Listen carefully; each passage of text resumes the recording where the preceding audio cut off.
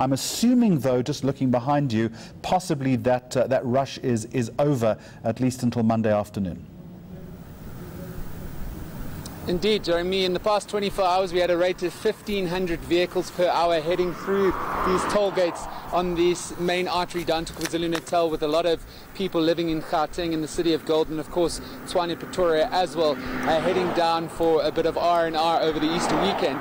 And I wouldn't say that it's completely quiet as of yet, Jeremy. You'll see now there's a flurry of traffic just coming through here. And I don't see any heavy motor vehicles coming up down the highway here, but I want you to turn your attention to just the left of your screen, my right, and this HMV monitoring point for heavy motor vehicles, essentially pulling in all trucks, all heavy motor vehicles carrying passengers, big buses, small minibus taxis as well. Anything basically carrying passengers over 15 people is meant to come in here for a safety check and essentially monitor whether or not the vehicle is roadworthy, and of course also whether or not the driver is compos mentis and with it and in a state to be operating a heavy motor vehicle. We haven't had a great start to the Easter weekend, Jeremy, but I mean, we do have a very, very tough task ahead of us to try and stem the tide of carnage on our roads. With, as we've been discussing in the past 24 hours, a massive 235 is the number of South Africans that perished during the Easter weekend on the roads last year. And Nickolaus, of course, the tragedy so far is this awful carnage in Greytown in KwaZulu-Natal. Well, indeed, Transport Minister Blade Nzimande certainly paying government's respects there, and we need to remind ourselves as South Africans, you know, all of the appeals from government and everybody hand-wringing and saying it's a terrible thing to have all of these deaths on the road. Nothing changes unless driver attitudes change, and Blade Nzimande trying to encourage drivers to not only respect the rules of the road, but also drive in such a way that they inspire other commuters not to disobey any rules of the road, and also drive to the best of their capabilities. And I suppose he's referring to people not falling into fits of road rage or cutting people off or anything like that, or just trying to have respect for your fellow commuter and drivers and passengers by trying to not use your cell phone when you drive at all, and making sure that you do take regular breaks.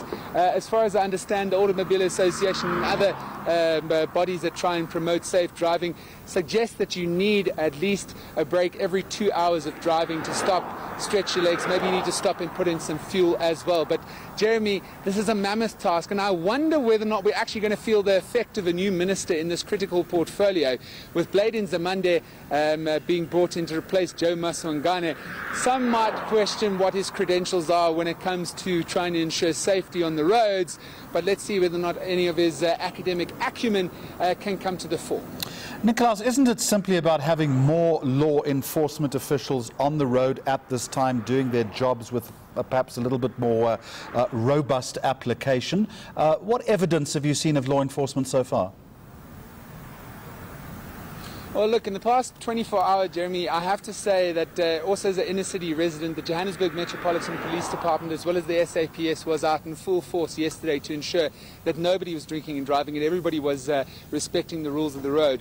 I just wonder, though, why we only see this type of thing happening over the Easter weekend. I know it's a flashpoint for this type of bad behavior, but certainly we should hope that there's an effort all the time to try and stamp out that scourge of drinking and driving.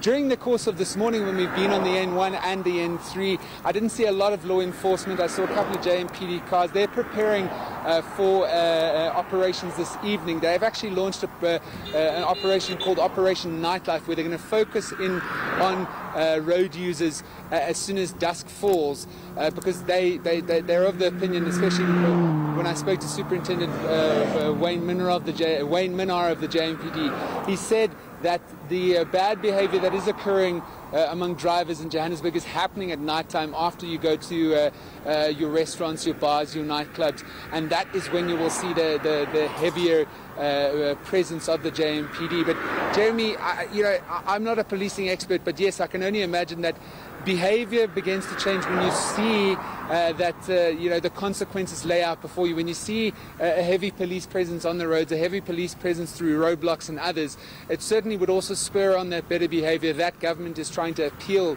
to South Africa's drivers and commuters to commit to, not only during Easter, but also moving forward. Yeah, you raise a good point. It's not just a highway problem, Nickolaus, but also an urban problem, and that's why we will see lots of roadblocks. I know here in Johannesburg tonight, but we're also being told in many other centres as well.